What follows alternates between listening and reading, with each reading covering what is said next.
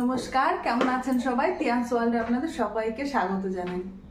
এখন সকালবেলা তিয়ান এখনো ঘুম থেকে ওঠেনি, তো আমি ভাবছি যে একটু এগুলো যে আমার এই টেবিলটা একদম নোংরা নোংরা হয়ে আছে, এগুলোকে একটু গুছগাছ করে রেখে দিই। এটা গোছানো হয়নি, তো টুকিটাকি গোছগাছ করছি। আর আজকে একটা খুব ভালো খবর আছে, জানেন তো?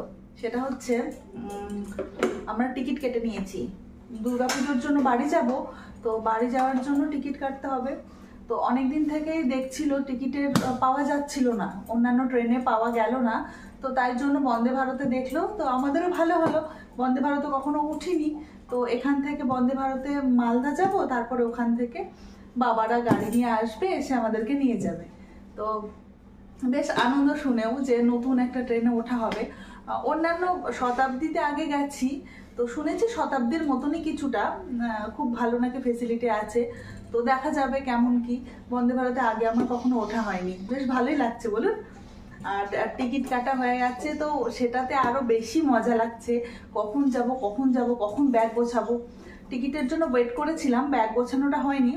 এখন টিকিট যেহেতু কাটা হয়ে গেছে, আজকে থেকে ব্যাগ গোছানো শুরু করে দেবো। অন্যান্য ট্রেনে কনফার্ম হচ্ছিল না।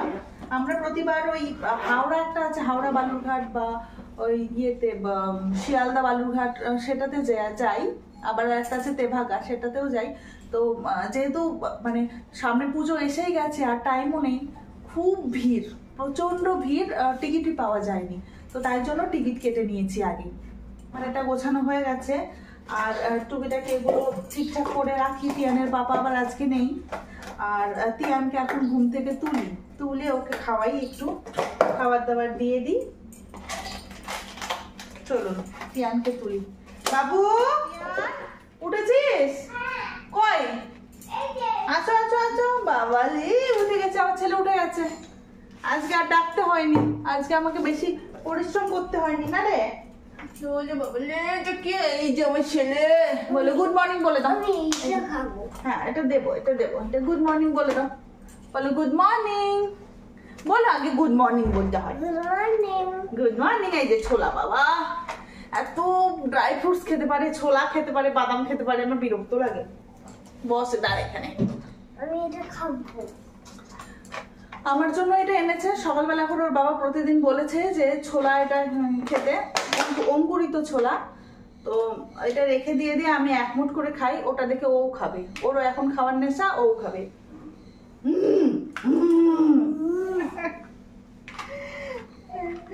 অল্প করে খাও, তোমাকে অল্প দিতে হবে। দাঁড়াও ধুয়ে নিয়ে আসি। হ্যাঁ, যে এত যে খেতে ভালোবাসে, অন্যান্য বাচ্চারা এগুলো খেতে চায় না। দেখুন এই যে এই ছোলাগুলো খেতে চায় না, আমারই ভালো লাগে না, কেমন যেন এই গাছের মতন কেমন, আমারই ভালো লাগে না। আর ও কেমন করে খায় কে জানে। আমাদের টিকিট কাটা হয়ে গেছে, আমরা এখন বুনিয়াদপুর যাবো। হ্যাঁ, তোমারও কেটেছে। দুজনেরই কেটে দিয়েছে বাবা, দুজনেরই কেটেছে। ব্রাশ করলি না? আচ্ছা খা, আমি খাইয়ে ব্রাশ করে দিচ্ছি, খা। এখন বাজে 11:30 মতন। তো তিয়ান স্কুল থেকে এসেছে, স্কুল থেকে এসে ওকে কিছু খাইয়ে দিলাম। খাইয়ে দিয়ে তারপরে ও বলছে টিভি দেখবো। আমি বললাম না বাবু, টিভি দেখো না, এখন একটু ড্রয়িং করে নাও, স্কুল থেকে এসে ড্রয়িং করতে হয়। তো তাই জন্য ওকে বসিয়েছি ড্রয়িং করাতে। তো ড্রয়িং ম্যাম দিয়েছে, আগে যেমন একটা করে দিত, হয়তো একটা পুরো পেজে একটা ফ্লাওয়ার দিয়ে দিল। এখন আবার দেখছি এরকম একটা পেজের মধ্যেই 4টে করে দিয়ে দিচ্ছে, ওগুলো বাড়ি থেকে করে আনতে দিচ্ছে। আর মোটামুটি এখন ভালোই কালার করা শিখে গেছে। হ্যাঁ, এই যে তিয়ান ড্রয়িং করেছে। এটা কি এঁকেছিস? এটা কি? বোট। ম্যামরা এরকম করে ডট ডট দিয়ে দেয়, সেই ডটটার ওপরে ওরা আগে পেন্সিল দিয়ে আঁকবে, তারপর একে কালার করবে। এই কালারটা বেশ ভালোই লাগছে রে। ও নিজের মন থেকে করেছে, আমি ওকে কালারগুলো বলে দেইনি, ও সবগুলো কালারই নিজের মন থেকে করেছে। এটা কি? এটা ক্যান্ডেল। আর এটা ফ্লাওয়ার। আর এটা কি? ম্যাঙ্গো। ওকে একটা কালারও আমি বলে দেইনি কোনটার কি কালার হবে, ও নিজের মন থেকে করেছে। ভালোই এঁকেছে, এখানে শুধু ম্যামরা ডট ডট দিয়ে দেয়, আর ওকে এরমভাবে এঁকে এই যে এখানে আরও করেছে। এটা বাজে হয়েছে, এটা ভালো হয়েছে।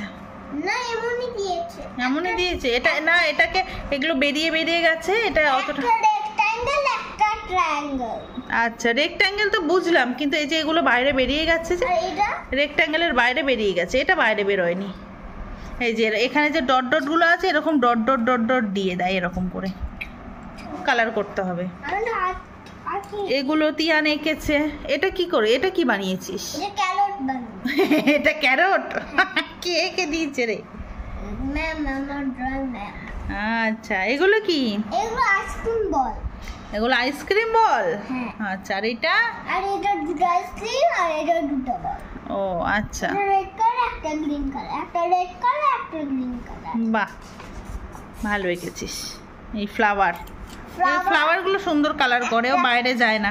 একটা ইয়েলো, একটা পিঙ্ক, একটা গ্রিন, একটা অরেঞ্জ, একটা গ্রিন, একটা ব্লু, একটা পার্পল, একটা ইয়েলো, একটা গ্রিন, একটা গ্রিন। ও নিজের মতন করেই করেছে, ভালোই হয়েছে। চল, পার্পল। ব্যাস, তিয়ানকে ড্রয়িং ক্লাসে দিয়ে এসেছি। ওর ড্রয়িং ক্লাস থেকে 5টা থেকে 7টা অবধি। তো ভাবলাম যে আর বাড়িতে ভেতরে ঢুকবো না, এবার সরাসরি ওপরে ছাদে চলে এসেছি, যে কিছুক্ষণ ছাদে থাকবো, তারপরে 6:45টার সময় বেরোবো। যেতে যেতে মোটামুটি 10 মিনিট টাইম লাগে। ও ড্রয়িং ম্যামের বাড়িটা একদম আমাদের বাড়ির পেছন দিকে। তো আমাদের বাড়ির পেছন দিক হলেই তো আর হবে না, এই দিক দিয়ে পেছন দিক দিয়ে যাওয়ার কোনো রাস্তা নেই। একটা বাড়ি পরেই যেহেতু ওই রাস্তাটা, চলুন দেখাই একবার। ওই যে গলিটা দেখছেন, ছাদ থেকে দেখা যাচ্ছে, ওই গলিটা দিয়ে যেতে হবে ওর ড্রয়িং ম্যামের বাড়ি। তো একদম একটা বাড়ি, জাস্ট আমাদের বাড়ি, তারপরে আর একটা বাড়ি, তারপরেই ওই রাস্তাটা। কিন্তু পেছন দিকে যেহেতু কোনো রাস্তা নেই, আমাকে ঘুরে ঘুরে, মানে মেইন রোডের ওপর দিয়ে ঘুরে আবার কিছুটা গিয়ে, মানে মোটামুটি 10 মিনিট টাইম লাগে এইটুকু জায়গায় এখানে আসতে। ওই যে দেখুন টোটোটা বেরোচ্ছে যে দিক দিয়ে, সেই দিক দিয়েই যেতে হবে আমাকে। জাস্ট এই বাঁ দিক দিয়ে আসতে হবে, এসে ওই টোটোটা দিয়ে সামনে। আমরা এখানে আছি, একটা জিনিস সুবিধা আছে কি, আশেপাশেই সব কিছু আছে, মানে আমাদেরকে আর এই কোনো একটা জিনিসের জন্য বাইরে বা দূরে কোথাও যেতে হবে না। যেমন তিয়ানের স্কুল, তিয়ান এখন যে প্রি নার্সারি স্কুলটাতে পড়ে সেটাও কাছে, আর যেটাতে পরবর্তীতে পড়বে 2-1 বছর পরে ভর্তি করে দেবো, সেন্ট স্টিফেন, সেটাও আমার বাড়ির কাছে। তাছাড়া পাশেই একটা ক্লাব আছে, সেই ক্লাবে সমস্ত রকমের খেলাধুলা হয়, যেমন cricket, karate, long tennis, table tennis, সমস্ত কিছুই ওখানে হয়। তো এই দিক থেকে একটু সুবিধে আছে। চলুন যাওয়া যাক, তিয়ানকে এবার নিয়ে আসি। বসে পড়েছি ব্যাগ গোছাতে। এই যে ব্যাগ নিয়ে পড়েছি আমি, এটার মধ্যে আমার ব্যাগ, আমার মানে জামা কাপড়গুলো গোছাবো, আর তিয়ানের গুলো আলাদা একটা ব্যাগে। তো ভাবছি আপাতত আজকে আমারগুলো গুছিয়ে নিই, তারপরে আবার দেখি আগে আমারটা কতক্ষণ লাগে, তারপরে তিয়ানের গুলো স্টার্ট করবো আমারটা করার। চলুন এক এক করে দেখাই। আর তো মানে দেখাতে গোছ গাছের সাথে সাথে আমার পুজোর জামা কাপড়গুলো আপনাদের দেখানো হয়ে যাবে। সবকটা হয়তো এখন দেখাতে পারবো না, তবে যেটা যেটা আছে সেটা সেটা দেখাচ্ছি। এই একটা জামা আছে, এটা আমার একটা দিদা দিয়েছিল, জামাটা বেশ সুন্দর। যখন দিয়েছিল তখন আমার পরা হয়নি, তো ভাবছি পুজোতেই পরে নেব, এখন বাড়িতে যাব যখন তখন তো পরতে হবে, তো এটা তখন পরে নেব। আর এর সঙ্গে একটা লেগিংস কিনতে হবে, আর কিনতে হবে, একটা ওড়না কিনতে হবে। তো 2-1 দিনের মধ্যে মার্কেটে যাব, তো সেখানে গিয়ে কিনে নেব। আর এই যে একটা জিন্স আর একটা টপ, এটা আমার ভাই দিয়েছে। কিছুদিন আগে ভাইয়ের সাথে শপিং করতে গেছিলাম, তো সেখানে দিয়েছে, বেশ ভাল লাগছে দেখতে, আমার খুব ভাল লাগলো, তাই জন্য নিয়ে নিলাম। তো এটা যেহেতু জিন্স টপ, আর ওখানে গিয়ে পরার মতন তেমন নেই, ইচ্ছে নেই, তো তাই জন্য এটা আর নিয়ে যাব না, এটা আলাদা করে রেখে দিই। এই শাড়িটা নিয়েছি কয়েকদিন আগে, বাবা এসেছিল, তো বাবার সাথে শপিং করতে গেছিলাম, তো সেখানে এটা হচ্ছে ব্লাউজ বানাতে দেয়া ছিল, তো কালকে এনেছি, ভাবলাম আজকে গুছিয়ে রাখি। একটা জাম কালার, বেশ সুন্দর কালারটা, জাম কালার, আমার খুব নেওয়ার ইচ্ছে ছিল জাম কালারের। তো এটা এখানে কেমন আসছে জানি না, এটা কি শাড়ি যে সেটাও আমি জানি না। আমি ওখানে গিয়ে বললাম, দোকানে গিয়ে বললাম যে সিল্কের শাড়ি দেখান, তো আমাকে সিল্কের শাড়ির মধ্যে এই শাড়িগুলো, এই মানে এরকম টাইপের অনেক কটা শাড়ি দেখালো, তো সেখানে আমার ভালো লাগলো, তো সেখান থেকে নিয়ে নিলাম। ওই দিকে তিয়ানের ঠিক কাটা যাবে, ঠিক ঠিক।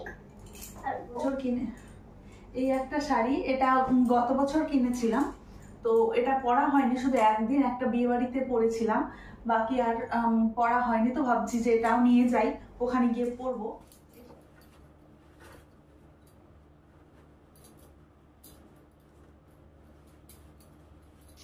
আর এই যে একটা শাড়ি, এই শাড়িটাও 2-3 বছর আগে কেনা হয়েছিল, শুধু একদিন পরেছি মাত্র, ওই যে আলমারির মধ্যে ঢুকিয়েছি আর বের করা হয়নি। তো ভাবছি এই সমস্ত আগেকার শাড়িগুলো আগে পরি, তারপরে নতুন শাড়ির কোনো ব্যবস্থা করা হবে। আর এই একটা শাড়ি, এটা আমি ওই আমার দেওরের বিয়ের সময় কিনেছিলাম, ওই একদিনই পরেছি। তো আসলে এখানে কি হয়, আমি চুড়িদার পরি বা অন্যান্য ড্রেস পরি, কিন্তু শাড়ি পরা হয়ে ওঠে না। তো তাই জন্য এগুলো একদম ওই আলমারি বদ্ধ করাই থাকে। প্রতি বছর বছর ওই ভাদ্র মাসে একটু বের করে রোদ্দুরে দিই, তারপরে আবার সেই আলমারির মধ্যে ঢুকে যায়। তো ভাবছি এবার পরবো এগুলো সব। ব্যাস আমারটা গোছানো মোটামুটি কমপ্লিট, এবার খাওয়ার সময়ও হয়ে গেছে। তো আজকে বিরিয়ানি, চিকেন চাপ ছিল, আর আমি বাঁধাকপি ঘন্ট করেছিলাম, সেইটাই নিয়ে নিয়েছি। তিয়ানের পাপা আজকে বাইরে থেকে বিরিয়ানি আর চিকেন চাপ অর্ডার দিয়েছিল, তো সেটাই খাওয়া হচ্ছে। আর তিয়ানের যা হয়। তো যাই হোক, চলুন আমরা খাওয়া দাওয়া করি। আবার দেখা হবে অন্য কোনো দিন অন্য কোনো ভিডিওতে। আজকের মতো ভিডিওটা এখানেই শেষ করছি। ভালো থাকবেন, সুস্থ থাকবেন, বাই বাই।